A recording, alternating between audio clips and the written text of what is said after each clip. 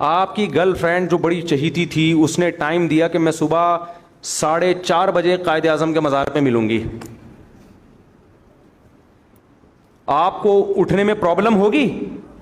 بولو نا. آپ فوراً ہاں بیگم نے کہا ہو کہ 4:30 بجے مجھے میری اماں کے گھر سے لینے آ جانا, پھر آپ کو ایسا لگے گا جیسے قبر سے مردے کو اکھاڑا جا رہا ہے. میدان حشر قائم ہو چکا ہے, مردے کو اکھاڑا جا رہا ہے. جب تک شادی نہیں ہوئی منگیتے رہے, 4:30 کیا 3:45 بجے بلائے, 5:30 بجے بلائے, سخت نیند کا ٹائم ہو, آپ جاؤ گے.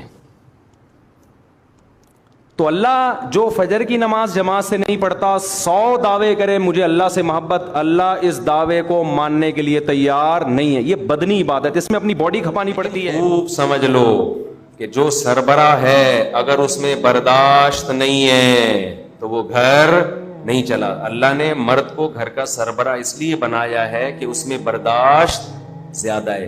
اور اگر آج کل کے مردوں میں جو برداشت ختم ہو گئی ہے تو پھر اللہ ان سے گھر بسانے کی نعمت چھین لیتا ہے. وہ دھکے کھاتے رہتے ہیں, طلاقیں دیں گے, پھر ادھر شادی, پھر طلاقیں دی, پھر ادھر شادی, پھر جو زندگیاں پھر طلاقوں کے بعد ہوتی ہے, مرد بھی برباد اور اس عورت کا تو بیڑا غرق ہو ہی جاتا ہے بیچاری.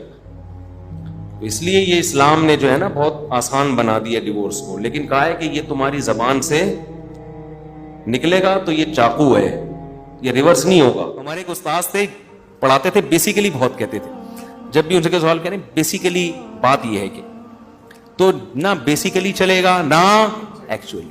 پردے کے حکام کی بھی دھجیاں اڑا دی ہیں اسی طریقے سے.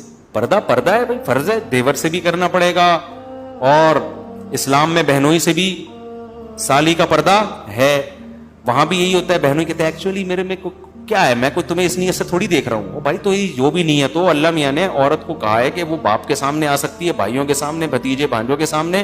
دیور اس کی فہرست میں سورہ نور کی آیتوں میں دیور نہیں ہے, نہ بہنوئی ہے. تو جب نہیں ہے تو تم کیوں لے کر آ رہے ہو اس کو؟ نئی دکان کھولنے کے موقع پر دکان میں برکت کے لیے لوگوں کو اکٹھا کر کے ختم قرآن کرنا کیسا ہے؟ برکت کے لیے قرآن خوانی جائز ہے. اس پہ ہمارے اہل حدیث حضرات اعتراض کر سکتے ہیں کہ اس کا ثبوت دکھاؤ. دیکھیں, برکت کے لیے قرآن خوانی از قبیل رقیہ ہے. رقیہ سمجھتے ہیں, دم کے قبیل سے ہے. تو رقیہ یہ علاج ہے, اس کے لیے ثبوت کی ضرورت نہیں ہوتی.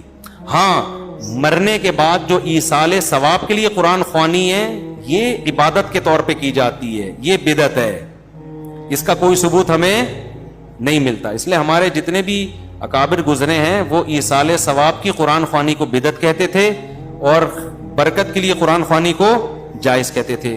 لیکن میرے جو شیخ حضرت مفتی رشید احمد صاحب رحمۃ اللہ علیہ تھے, وہ برکت کے لیے قرآن خوانی کو بھی ناجائز اس لیے کہتے تھے, وہ کہتے تھے لوگوں میں یہ ٹیکنیکل فرق نہیں ہے کہ ایصال ثواب والی اور برکت والی لوگ سب کو ایک ہی جیسا سمجھتے ہیں. بہرحال گنجائش ہے, کوئی احتیاط کر لے تو اچھا ہے. اور ہم اس لیے